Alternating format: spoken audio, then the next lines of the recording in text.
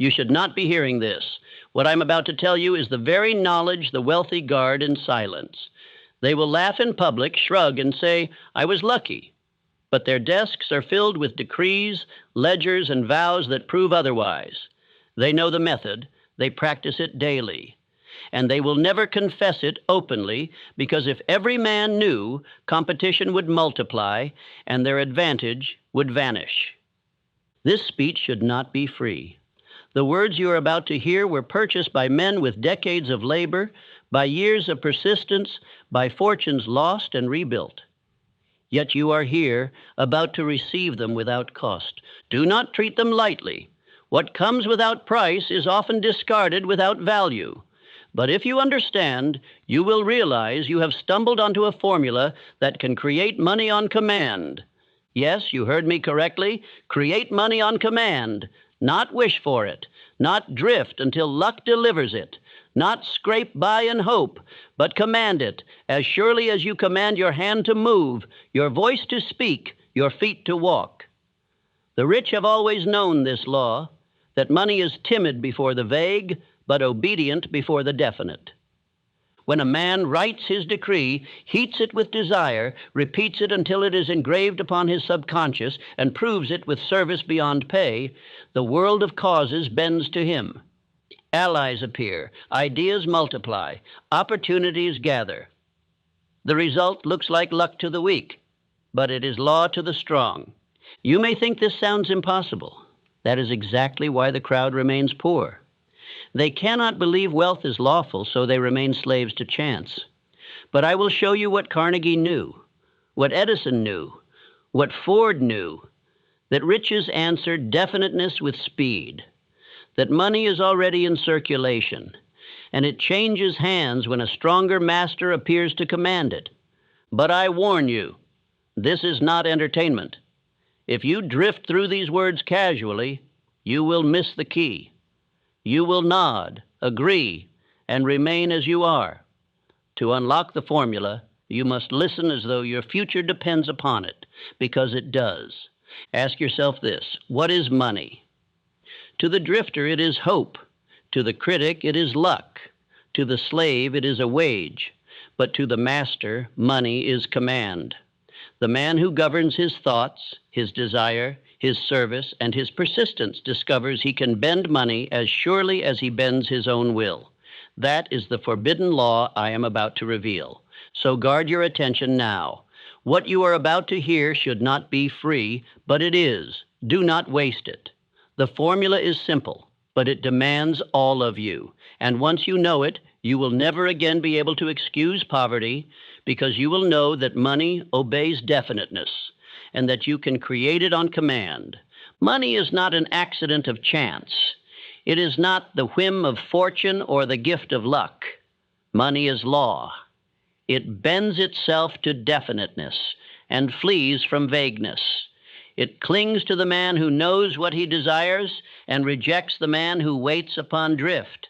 As surely as gravity pulls a stone downward, money answers to the one who writes his decree and acts upon it without hesitation or retreat. Andrew Carnegie did not drift into wealth. He was not a boy fortunate enough to be handed an empire. He came from toil, from poverty, from labor in the iron mills. But he demanded fortune. He wrote it in his mind and carved it into his days. Steel bent to his will because his purpose was definite, his desire aflame, his service abundant. Thus, a poor immigrant became the master of steel and fortune. Contrast him with the common man who hopes vaguely for more money, who prays for a better tomorrow but gives no order to his thoughts. He drifts in the stream of life, carried by the current of other men's definiteness. Such a man may labor until his bones ache, yet riches elude him, for he has not taken command. Money obeys command, not wishful longing. There is a difference between the beggar who pleads and the master who decrees. The beggar waits for chance, for charity, for the world to notice his need. The master moves with definiteness, demanding of life a sum, a service, and a result. Money does not pity weakness, but it yields to power. To know this truth is to step across the line that divides poverty from wealth. The formula is simple. It begins with desire, the white heat of determination that will not accept denial. Desire must be backed by faith, a belief so strong it refuses all doubt. Desire and faith must be driven into the subconscious mind through autosuggestion, the daily repetition of the decree until it becomes flesh of your flesh. Then action must prove it, for thought without motion is stillborn. These four, desire, faith, autosuggestion, action, form the law that bends money. They are not idle words, but the steps by which every empire was built, every fortune secured, every destiny written. The weak call it chance, but the strong know it is law. And the law will serve you as it served Carnegie, Ford, Rockefeller, and Edison if you obey its command. Say this aloud and engrave it in your soul. I command money because I command myself. I command money because my thoughts are definite. I command money because my desire is aflame. I command money because my faith is unshakable. I command money because my actions prove my decree. Money obeys me because I first obey myself. Consider the story of Edwin C. Barnes. He had no money, no reputation, no influence. He arrived at Edison's door dressed as a tramp. Yet within his mind he carried one thought: I will be Edison's partner. He did not hope for a job. He demanded an alliance. That definiteness marked him, and Edison, wise in the ways of men, gave him a chance. Barnes began at the lowest rung, performing menial tasks for a trifling wage, but he carried himself as though already a partner. He declared inwardly, I am the associate of Edison, and his persistence proved it. When Edison produced the dictating machine, Barnes seized the opportunity others ignored, sold it across the nation, and earned his place as partner. He thought himself into fortune. Understand the lesson. Barnes had no money to begin with. He had no friends in power. He had no education worth noting. But he had definiteness of purpose. He had burning desire. He had faith that refused denial. And he had the persistence to act upon that belief until opportunity appeared. These qualities converted a tramp into a millionaire and inscribed his name in history. The drifter says, I would like to be rich, and then excuses himself. The master says, I will be rich, and then moves forward. The drifter says, I hope someday my chance will come. The master says, my chance is here because I create it. The drifter says, others are luckier than I. The master says, I will make my own fortune. Which are you? Life has no pity for the drifter. It rewards definiteness. It crowns persistence. It enriches faith, and it multiplies action. If you find yourself poor, do not blame fate. Blame the absence of definiteness. If you find yourself frustrated, do not blame others. Blame the lack of command in your own thoughts. You may continue to drift, or you may rise today and claim mastery. Say to yourself with conviction, I am no longer a drifter. I am definite. I will no longer beg life for pennies when it offers me kingdoms. I will demand riches in the exact sum of my choice. I will prove my worth through service rendered beyond pay. I will saturate my subconscious with my decree until it becomes destiny. I will persist until money bends to my command. The world is filled with men who labor long but never rise because they drift. They complain of chance, of fortune, of circumstances, but they never write a decree, never burn with desire, never persist with faith. Meanwhile, the masters of wealth walk among them, demanding, serving, persisting, and commanding. Which company will you join? The weak who hope, or the strong who command? Remember always, money is not timid before power. It is timid before vagueness. It flees from the man who has no plan, but it obeys the man who has written his demand in definite terms. Barnes knew this truth, and so did Carnegie, Edison, Ford, and Rockefeller. They mastered themselves first, and by that mastery, they mastered money. Let this be the hour of decision for you. Refuse drift, reject chance, cast aside the cowardice of vague wishing. Write in your heart the decree of wealth. Saturate your mind with it until it is as real as your breath. Act upon it daily with persistence. Say to yourself again, I command money because I command myself. In this conviction lies the beginning of your empire. Riches do not answer to vague longing. They do not rise for the man who says, I want more. They answer only to definiteness. To bring wealth into your life, you must write your decree. Thought unrecorded slips away. Desire unexpressed fades. But when you put pen to paper and inscribe your demand, you bind yourself and the world to obey it. The decree is sacred because it is law. Once written, it becomes a covenant between you and your subconscious.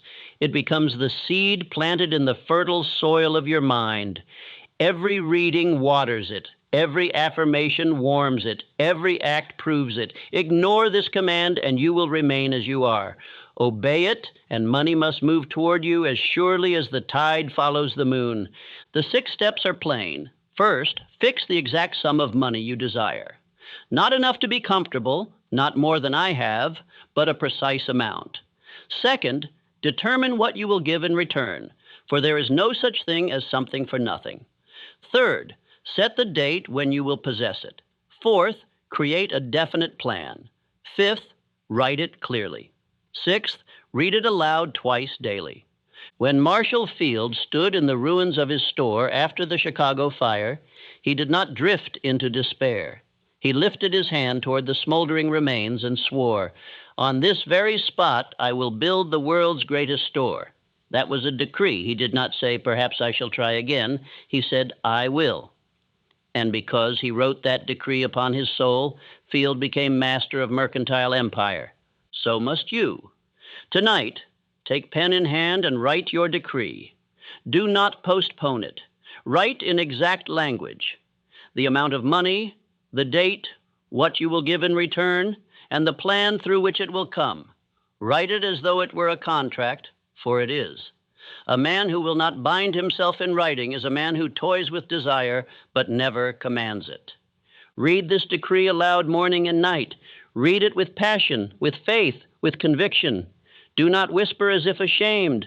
Declare it as though commanding the world itself. When you read, see yourself already in possession of the money. Feel its weight, touch its presence, taste the freedom it brings. Your subconscious does not distinguish between imagination and reality. It obeys what you believe. Say aloud, I write my fortune, and it must obey. I decree the exact sum, the date, the price I will pay, the service I will render, and the plan I will follow. I read it aloud until my heart believes. I act upon it daily until my deeds prove it. My decree is law to me, and because it is law to me, it is law to money. It must come. Burn the bridges behind you. Leave yourself no retreat. Say not, if it fails, I will find another way. Say, this is my way, and I will win or perish. The warrior who burns his ships ensures victory because retreat is impossible. So must you. If you leave yourself a path of retreat, you have already chosen defeat. Write your decree and close every door except forward. The world yields to the man who has written his command and backed it with service. Service beyond pay is the gold magnet. Render more than you are paid for, and the law of increase will multiply your reward. Write into your decree the promise to give more than you expect to receive. This alone will lift you above the multitude who always ask, what can I get? But never, what can I give? Remember Marshall Field. When others fled the city, he remained. When others surrendered to despair, he decreed a new empire. When others cried for charity, he promised service. And today, though Field is long gone, his decree still stands in stone, a monument to definiteness. What monument will you raise? What fortune will you command by decree? You may think writing a decree is a small thing, but the world has always been moved by men who wrote their demands in definite terms. The Declaration of Independence was a decree. The speeches of Lincoln were decrees. The writings of Edison were decrees. Each line commanded action, and action followed. If nations obey written decrees, so will your subconscious, and so will money. Do not say, I will try this later. Write now. Write tonight. Right before sleep engraves the old vagueness deeper into your mind. If you refuse, you remain a drifter. If you obey, you step onto the road of masters. Take pen, write your fortune, fix the sum, the price, the date, the plan. Read it aloud until you tremble with faith, then act. Say again, I write my fortune and it must obey. My decree is clear. My desire is burning. My faith is absolute. My plan is active. My date is fixed. My service is abundant. My subconscious accepts this as law. Life itself must bend to me because I bend to definiteness. With this declaration, you have placed your hand upon the lever that moves the world. Now I charge you, take the next step. In your decree, set forth the service you will give. This is not idle dreaming. It is the bargain with life itself. Life pays what you demand, but it demands that you render value. Put into writing the skill, the labor, the imagination, the persistence, the service you will give. Then honor it as a sacred contract. Understand this. A decree without service is arrogance, and arrogance collapses. A decree with service is law, and law endures. Andrew Carnegie wrote his decree, but he rendered service beyond measure. Henry Ford wrote his decree, but he gave the world a car for the common man. Edison wrote his decree, but he gave the gift of light. You must give, and by giving command. Let your decree be more than words. Let it be the fire that drives your day. Carry it with you. Repeat it often. Live as though already in possession of the riches. Your acts must match your words. Your service must match your decree. Hypocrisy destroys faith, but integrity multiplies it. When your acts and your words are one, the world must bend to you. So I say again, write your decree. Fix the sum, fix the price, fix the date, form the plan, write it plainly, read it aloud, burn the bridges, render service, persist until money bends to your command. This is the path of masters. This is the covenant of wealth. This is the written decree of fortune. Faith is the chemistry of riches. It is the invisible power that fuses desire into substance, that converts written decrees into gold, that turns vague dreams into commanding fortunes. Without faith, desire is a flicker soon extinguished. With faith, desire is a flame that burns through every obstacle, lights every path, and melts every iron door of circumstance. Charles M. Schwab knew this truth when he stood before J.P. Morgan and outlined the vision of $1 billion steel trust. Others trembled at the thought, but Schwab spoke with faith. He believed in his idea, he believed in his ability, and his faith transferred itself to Morgan. Within a few hours, the greatest industrial corporation of its day was born.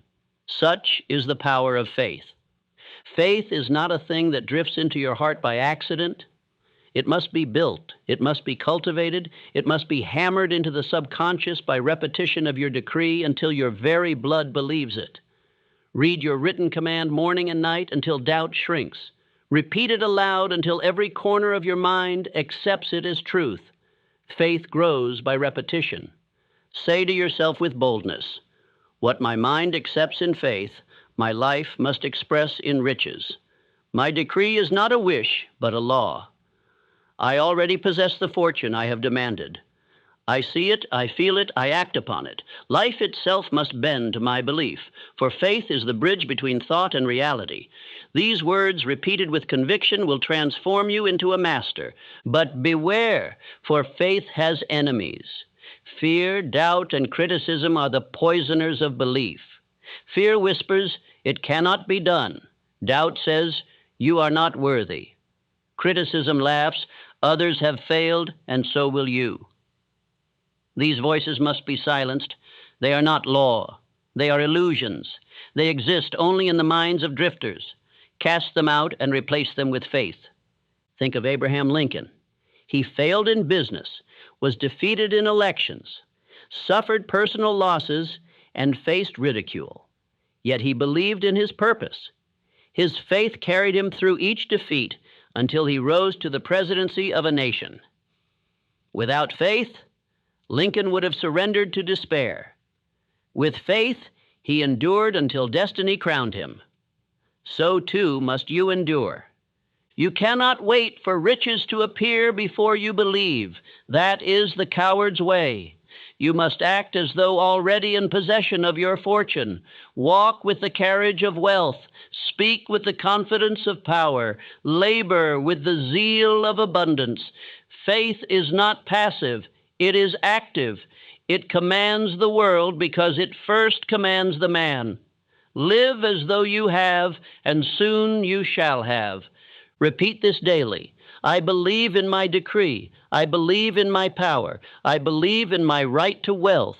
I believe in my persistence. I believe in my service. I believe in my destiny. Money must obey me because I believe in myself. Faith saturates me, and riches are the outward expression of my inward certainty. Say it until doubt vanishes, until belief roars louder than fear. Faith is transferable. When you walk with conviction, others believe in you. When Schwab spoke to Morgan, it was his belief that moved the financier. When Lincoln addressed a weary nation, it was his belief that revived hope. When Edison pursued the electric light, it was his belief that drew men to labor with him through 10,000 failures. Faith multiplies itself. Every fortune, every empire, every invention began in faith. Without it, no decree takes root. With it, even the humblest man may rise. The poor man with faith is greater than the rich man who doubts. The uneducated man with faith will outstrip the scholar who wavers. The weak man with faith will triumph where the strong man of doubt collapses. Such is the eternal elixir. Guard your faith as you would guard your fortune, for it is the seed of all fortunes. Do not expose it to the poison of ridicule. Do not permit the mockery of doubters to weaken it. Keep it fed with repetition, with visualization, with service, with persistence. Each day you believe more firmly, and each day the world bends closer to fulfill your decree. Look again at your written command. Ask yourself, do you believe it? Not as a hope, but as a certainty. If your belief wavers, repeat it louder. Read it with feeling. Imagine yourself already wealthy. See the home, the opportunities, the service rendered, the life enjoyed. Engage your imagination until your subconscious mind accepts the picture as law. Then faith becomes unshakable. There will be days when your senses deny your decree, when circumstances seem dark, when doubt knocks upon your door. Those are the moments that test your faith. Do not yield. Say aloud, though appearances mock me, I believe. Though men criticize me, I believe. Though temporary defeat strikes me, I believe. And because I believe, riches must come. My decree is law, and law cannot be broken. Lincoln did not yield when defeat mocked him. Schwab did not yield when others scoffed. Edison did not yield when failures multiplied. Ford did not yield when engineers said his vision was impossible. Each proved that faith is greater than doubt, that belief is stronger than criticism, that persistence fueled by faith conquers every obstacle. They commanded wealth because they first commanded faith. Now the choice stands before you. You may remain a drifter, doubting your power, hoping vaguely, surrendering to criticism. Or you may be a master, filling your mind with faith, repeating your decree until it becomes destiny, acting daily as though already in possession of riches. The law does not bend to doubt, it bends to faith. Which master will you serve? Take hold of this affirmation. What my mind accepts in faith, my life must express in riches. I will believe until my belief becomes law. I will persist until my faith conquers fear. I will act as though already wealthy, and wealth will rush to meet me. I cannot fail, for I believe without wavering, and faith is the eternal elixir that creates money on command. Let this faith be your armor, your weapon, your crown. Speak it daily, live it hourly, prove it with service and persistence. Money has no will of its own. It obeys the master who believes. Faith is the magnet. Faith is the fuel. Faith is the bridge. With faith, your decree is invincible. Without it, you remain a beggar. Choose faith and command riches. Autosuggestion is the medium by which you impress the subconscious with your decree. It is the master key that unlocks faith, desire, and action. No thought reaches the subconscious unless carried by repeated suggestion. Every command you speak, every image you hold, every affirmation you repeat is a seed planted. With persistence, it germinates and grows into riches. Consider this truth. The drifter fills his mind with the words of others, criticism, doubt, fear, gossip. His subconscious accepts these as law, and so he reaps poverty. The master fills his mind with his own decree: wealth, definiteness, faith, persistence. His subconscious accepts this as law, and so he reaps riches. You must choose which voice will dominate your inner world. When I trained my own son, born without ears, I refused to accept limitation. Each day I impressed upon his mind the belief that he would hear, that his affliction was not a curse, but a hidden advantage. Through years of repetition, through constant suggestion, that belief became his own. Today, science marvels that he hears and speaks. Desire, faith, and suggestion accomplished what nature denied. This is the power of autosuggestion. You may engrave upon your mind any decree you choose. If you repeat poverty, you will live in poverty. If you repeat riches, you will attract riches. The subconscious does not reason, does not argue, does not question. It accepts what is repeated with feeling, whether false or true, destructive or constructive. This law works without pity, without pause. Repeat this affirmation morning and night. Day by day, in every way, I engrave riches into my mind. I see the exact sum I have decreed. I feel the possession of it. I believe in the service I render. I accept no doubt, no fear, no criticism. My subconscious accepts this as law. Money flows to me in harmony with my decree because my mind commands it. When you speak these words, do not mumble them as idle chatter. Speak with passion. Speak with conviction. Speak as though addressing an army that must obey. Each syllable should carry belief. Each sentence should be felt in your heart. Words without feeling are powerless. Words charged with emotion penetrate the subconscious and awaken its mighty forces. The story of Edwin C. Barnes proves this law. When he declared he would become the partner of Edison, he repeated it inwardly until his subconscious accepted it. He acted as though already a partner. His entire being vibrated with the suggestion of success. When the opportunity appeared, he was ready, because his subconscious had prepared him through years of repetition. Contrast this with the man who listens to the world's criticism. He repeats to himself, I cannot, I am unlucky, I am not worthy. These words, charged with emotion, are accepted by the subconscious. They become law. And so he fails, not because fortune is against him, but because his autosuggestion was against him. He became the prophet of his own defeat. You cannot escape autosuggestion. You are always practicing it. Either you control it with definiteness, or it controls you through drift. The drifter surrenders his mind to newspapers, idle talk, gossip, and fear. The master writes his decree, repeats it daily, saturates his mind with it, and allows no contrary voice to enter. Which path will you take? Here is the exercise. Each morning, upon rising, read your written decree aloud with passion. See yourself already in possession of the money. Each night before sleep, read it again with even greater feeling. Let these be the last words your subconscious receives before the night's rest, and the first words it receives at dawn. This repetition will engrave your decree into the deepest recesses of your mind. Remember Thomas Edison. He failed 10,000 times in pursuit of the electric light. Yet his subconscious carried one image, the glowing filament.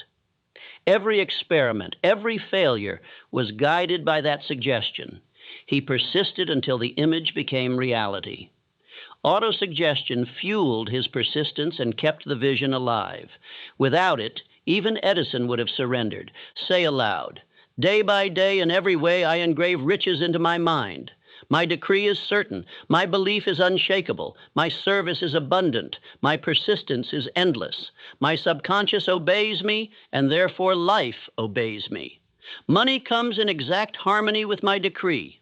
I cannot fail, for I repeat until my mind is saturated, and once saturated, my destiny is sealed.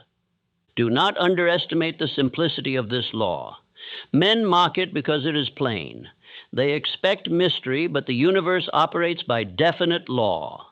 What you repeat with belief becomes your reality. You may choose to drift, repeating fear, or you may choose to command, repeating riches. The choice is yours, and the results will be as exact as the multiplication table. Guard your autosuggestion carefully. Do not permit negative speech from others to take root. When you hear criticism, reject it instantly. When fear arises, replace it with faith. When doubt whispers, drown it with repetition of your decree. Your subconscious will always obey the voice that speaks most often and most strongly. Make that voice your own. The drifter is careless with his words and careless with his thoughts. He wonders why poverty follows him. The master is deliberate with his words and definite with his thoughts. He knows why riches flow to him. You may be either. The law makes no exceptions. It does not favor the strong or pity the weak. It obeys definiteness and repetition, nothing else. Let this be your daily command. Day by day, in every way, I engrave riches into my mind. My thoughts are definite. My faith is strong. My service is abundant. My persistence is endless. My subconscious is my servant, and it cannot disobey me. Therefore, money flows to me. Opportunities gather to me. Allies appear for me. Fortune is mine because I have engraved it into my mind. With this practice, you wield the master key. You hold the power to command your destiny. You need no permission, no favor, no chance. You need only your decree, your repetition, your faith, and your action. Begin today. Speak with conviction. Repeat with persistence. Act with definiteness. And soon you will see that riches obey the man who masters autosuggestion. Desire without a plan is like a ship without a rudder. It may float, but it will never reach harbor. Riches do not answer to dreams alone. They answer to organized planning. To crystallize desire into money, you must form a definite plan, work that plan persistently, and adjust it when necessary until it yields results. Vague wishing ends in drift. Planning ends in fortune. The first duty of a master is to write his decree and then construct the plan by which it shall be attained. This plan must be practical, but it need not be perfect at first. Action will perfect it. Many men wait for flawless plans and so remain idle. Fortune comes to those who plan boldly, act decisively, and correct swiftly. The timid man prepares forever, but never begins. Henry Ford knew little of mechanics when he dreamed of a horseless carriage. He surrounded himself with men who possessed the knowledge he lacked, but he held the definite aim. His plan was simple: build a car for the common man. He adjusted it as he went, but he never surrendered it. Through organized planning and persistence, he became master of an industry and fortune. John D. Rockefeller rose not by drift, but by planning. He gathered allies of skill, formed partnerships, built systems of supply and distribution, and reinvested with precision. Others worked hard yet failed because they drifted. Rockefeller planned. His definiteness created an oil empire. It was not luck. It was organized planning multiplied by persistence and guided by an unshakable aim. You too must surround yourself with a mastermind, a group of men and women united in harmony, each bringing knowledge, skill, or courage you may lack. One mind, no matter how brilliant, is limited. A group of minds, joined in perfect harmony, becomes a power as great as any natural force. This is the secret by which the mighty move the world. Say this aloud. I ally with minds of harmony. Together we create wealth on command. I attract allies of faith, vision, and skill. Our minds meet in definiteness, and power multiplies. My plan is enriched by their counsel. My courage is strengthened by their faith, and my fortune is multiplied by our unity. Money must obey such a power, for it is greater than one mind alone. But beware, for not all companionship is aid. Drifting companions drag you down. Negative minds poison your faith. Idle men weaken your courage. The mastermind must be chosen with care. Admit only those whose aims harmonize with yours, whose spirit is positive, whose service is real. One faithful ally is worth more than 100 doubters. One mind in harmony is worth more than 1,000 in discord. Organized planning also demands that you render service beyond pay. Fortune never crowns the man who gives the least he can for the most he can take.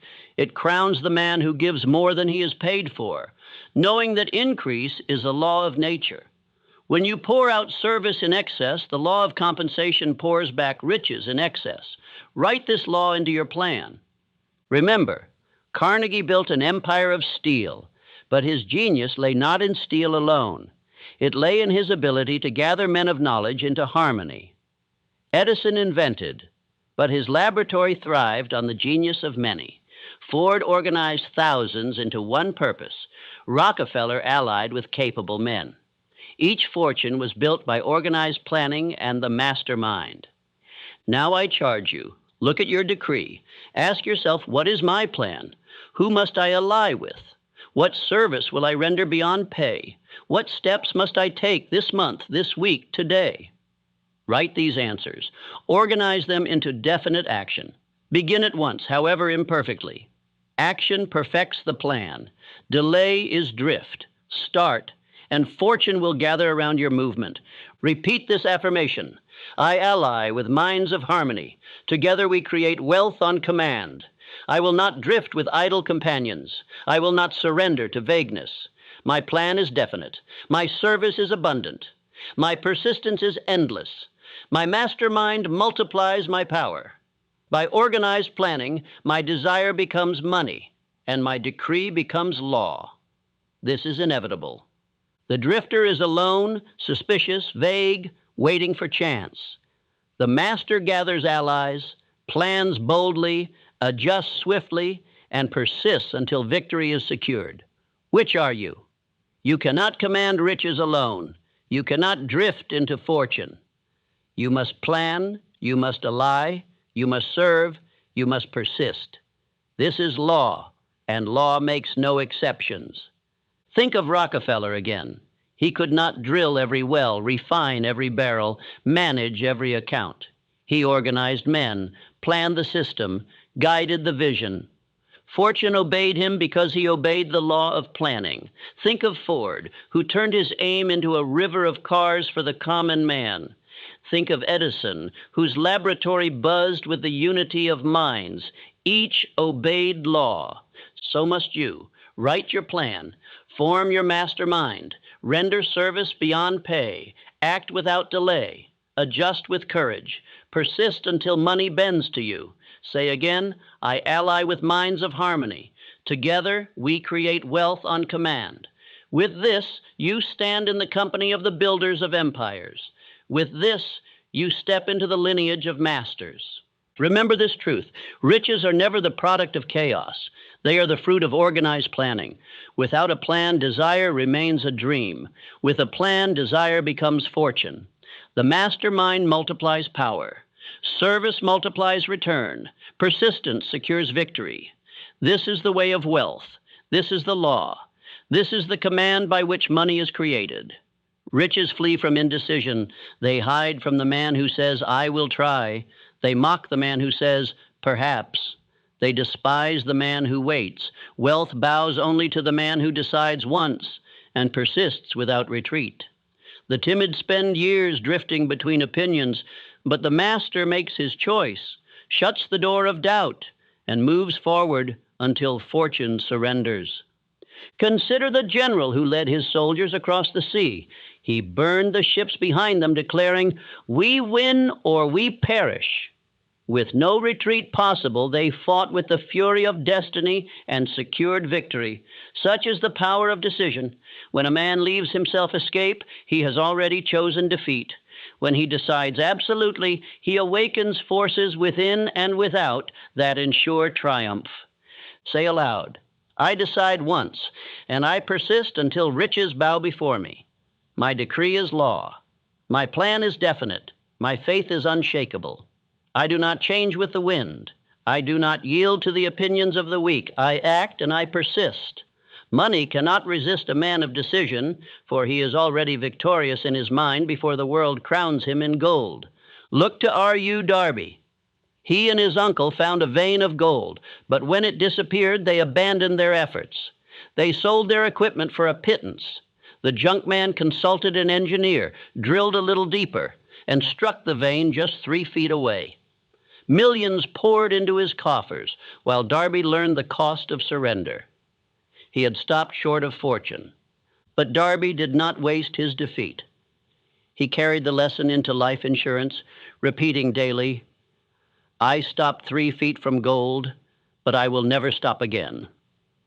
With that decision, he sold millions of dollars in insurance, becoming one of the nation's leaders. Temporary defeat had schooled him. Persistence had crowned him. The same law that punished his weakness later rewarded his strength. You too will face moments when your gold seems gone, when your aim seems lost. The drifter will surrender, saying, "It was not meant to be." The master will persist, saying, "I will drill deeper." Decide now that you will never stop 3 feet from your fortune. Decide now that you will persist until victory. This is the price of riches. This is the law of masters. Think of Henry Ford.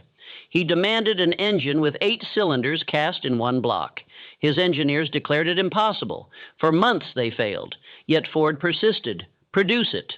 They returned with failure, and still he said, "Produce it." Finally, they discovered the way. The V8 became a triumph of engineering, and Ford's persistence secured him another crown of fortune. What if Ford had surrendered to the opinions of engineers? What if he had said, "Perhaps you are right"? The V8 would not exist, and his empire would be less. But Ford decided, persisted, and conquered impossibility. This is the difference between drift and mastery. The drifter listens to doubt. The master listens to his decree and persists until the world bends. Repeat this affirmation. I decide once and I persist until riches bow before me. I will not drift between opinions. I will not surrender to doubt. I will not retreat before temporary defeat. My persistence is endless, my faith unshakable, my desire aflame. Money cannot resist me, for I have already decided, and I persist until the law of success crowns me with fortune. Persistence is the twin of faith. Without persistence, faith flickers and dies. With persistence, faith grows stronger with each obstacle. Every failure becomes fuel. Every criticism becomes fire. Every delay becomes proof of your endurance. Life tests the man who demands riches, asking, "How much do you desire them?" Persistence is the only answer that life accepts. Do not confuse stubbornness with persistence. Stubbornness clings to error without adjustment. Persistence clings to purpose while adapting plan. The master is flexible in method, but unyielding in aim. The drifter quits at the first obstacle. The master bends, adjusts, persists, and presses forward until success is secured. Decide once, adjust wisely, persist always. Look again at your decree. Ask yourself, have I decided? Or am I still hoping, still wavering, still waiting? If you have not decided absolutely, you are a drifter. If you have not resolved to persist until victory, you are still a beggar, cast off drift. Decide once, persist until, let this be your law.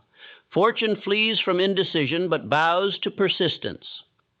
Remember, temporary defeat is not failure, it is instruction. It whispers, persist a little longer, adjust a little more, believe a little deeper.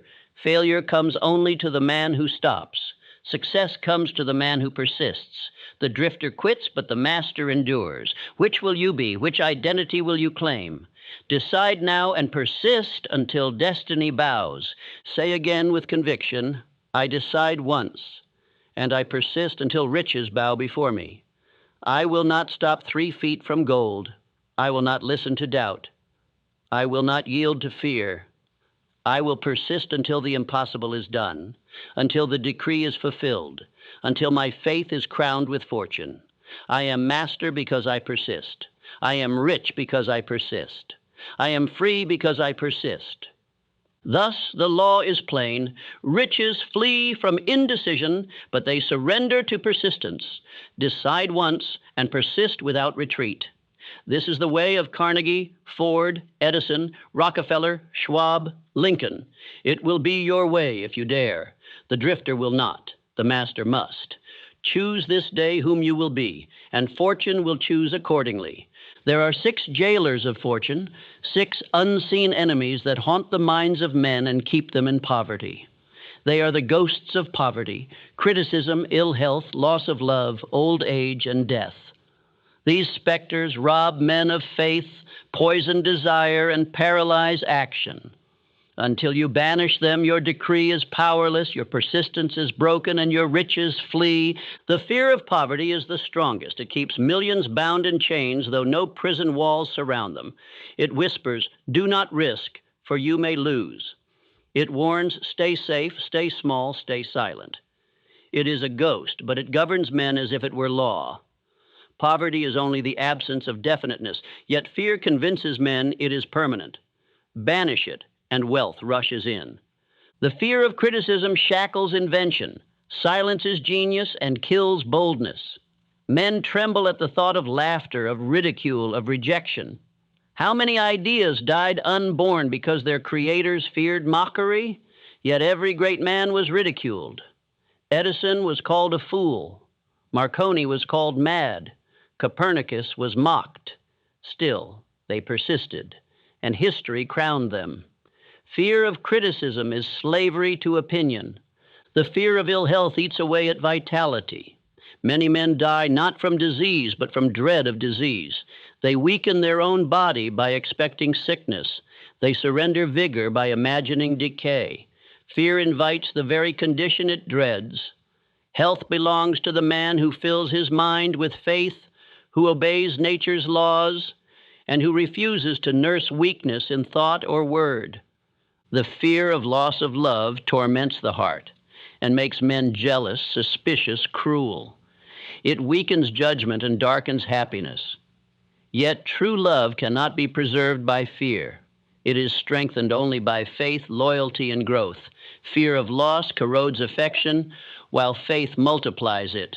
Love is not protected by chains of fear, but by freedom, respect, and shared purpose. The fear of old age paralyzes many before they are even old. They say, I am too late. I have missed my chance. This ghost whispers that youth is the only season of opportunity. Yet many of the world's greatest achievements came after 40, 50, 60. Age does not end purpose, it clarifies it. To fear old age is to surrender before life is finished.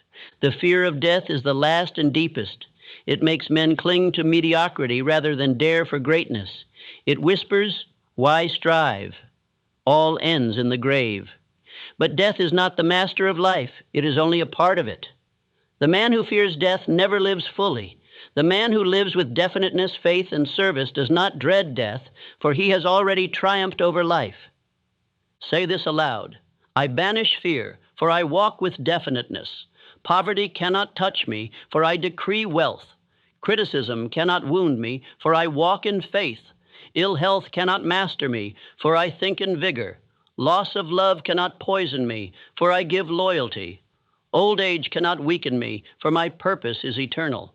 Death cannot terrify me, for I live fully now. Fear is faith inverted. Faith creates riches, while fear creates poverty. Faith builds health, while fear invites disease. Faith multiplies love, while fear destroys it. Faith makes age fruitful, while fear makes it barren. Faith gives courage in life and peace in death, while fear robs both. You cannot serve two masters. Either faith rules or fear rules. Choose faith, and riches follow. To master fear, you must decide once and persist always. You must practice autosuggestion daily, repeating your decree until belief burns brighter than fear. You must act in spite of trembling, for action weakens fear. You must surround yourself with allies of courage, not doubters. You must starve fear by denying it words, denying it thought, denying it place in your mind. The drifter is ruled by fear. He trembles at poverty, so he never risks. He dreads criticism, so he never speaks. He imagines ill health, so he sickens. He fears loss, so he strangles love. He dreads old age, so he wastes youth. He fears death, so he never lives. He dies long before his body does, because fear was his master. Such is the fate of the drifter. The master is ruled by definiteness. He acknowledges fear, but does not obey it. He looks poverty in the eye and demands riches. He laughs at criticism and persists. He guards his health by faith and discipline. He nurtures love with loyalty, not fear. He sees age as a crown, not a curse. He faces death as a soldier faces night, unafraid because he has lived his decree.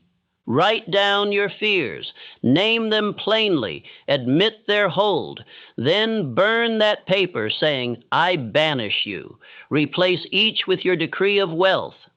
When fear whispers, answer with faith. When doubt speaks, repeat your affirmation. When criticism mocks, persist in action. When weakness tempts, strengthen your body and mind with discipline. When old age whispers, remind yourself that purpose never dies. Say again, I banish fear, for I walk with definiteness. I will not serve ghosts. I will not yield to shadows. I will not surrender to illusions. My decree is law. My faith is fire. My persistence is iron. My allies are harmony. My riches are certain. I live above fear. And because I do, money and opportunity gather to me. Fear is banished, faith is enthroned, and fortune obeys. Fear is the jailer of the drifter. Faith is the crown of the master. The 6 ghosts will haunt you until you confront them. Confront them now. Refuse to serve them. Replace them with definiteness, faith, autosuggestion, decision, persistence, and organized planning. The ghosts will vanish, and in their place riches will appear. This is law, and law makes no exceptions. The time has come to unite all principles into one commanding identity. Desire without faith is weak. Faith without repetition is fleeting. Repetition without action is idle. Action without planning is blind. Planning without decision is fragile. Decision without persistence is powerless. Persistence without banishing fear is crippled. But when all combine, a master is born. You must now cease thinking as a beggar and begin thinking as a commander. Money does not answer to need. The world is filled with need, yet poverty abounds. Money answers only to mastery. It bends to the man who decrees with definiteness, believes with faith, repeats with persistence, plans with order, allies with harmony, and acts without retreat.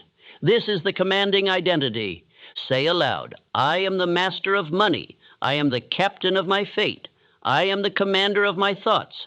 I decree wealth, and wealth obeys. I write the sum, and it is mine. I give the service, and reward multiplies.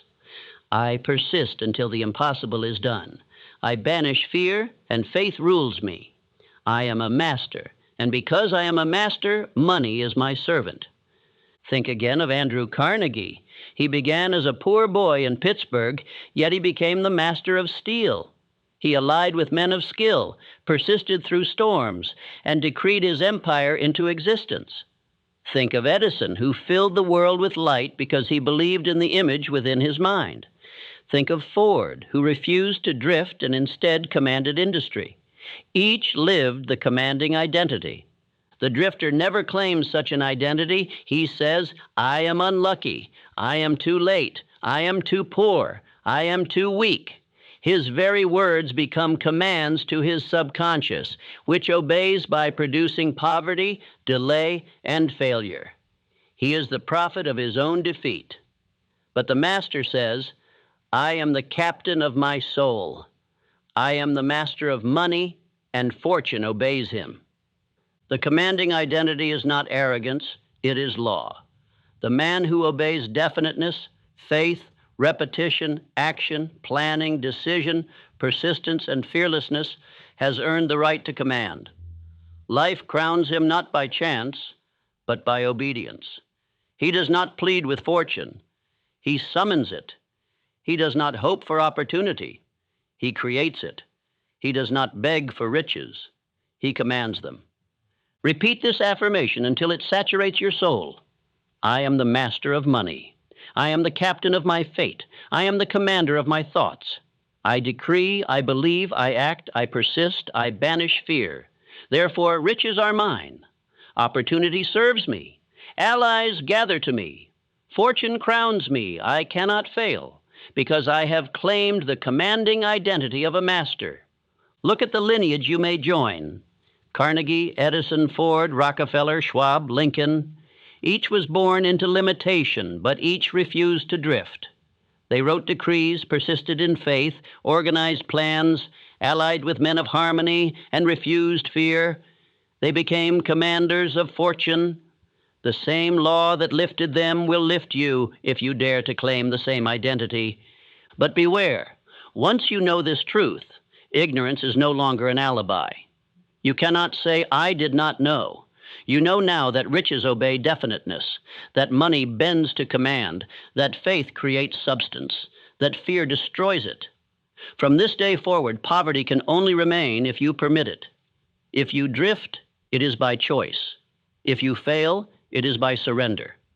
So I charge you, write your decree tonight. Read it aloud morning and night. Saturate your mind with it. Act upon it daily. Adjust your plan as needed. Persist through every defeat. Burn every bridge behind you. Surround yourself with a mastermind of harmony. Render more service than you are paid for. Banish fear and enthrone faith. Do this, and riches will obey you. Say again, I am the master of money. I am the captain of my fate. I am the commander of my thoughts. I decree wealth, and wealth obeys. I persist until victory is mine. I banish fear, and faith is my fire. I act with definiteness. I ally with harmony. I render abundant service. I am a master, and because I am a master, fortune is my servant. Go forth now. Live no longer as a drifter. Claim the commanding identity. Walk as a man who knows his decree will be fulfilled. Speak as a master whose words are law. Act as one already crowned with wealth. The world will sense your definiteness. Opportunities will appear. Allies will gather. Circumstances will bend. Fortune will obey. For money answers not to hope, but to command. This teaching should not be free, for it is the secret the rich guard in silence. But you have heard it. You have received it. Now prove yourself worthy of it. Do not drift. Do not delay. Do not surrender. Command, create, persist, conquer. And when riches bow before you, remember that it was not chance, it was law, and you obeyed it.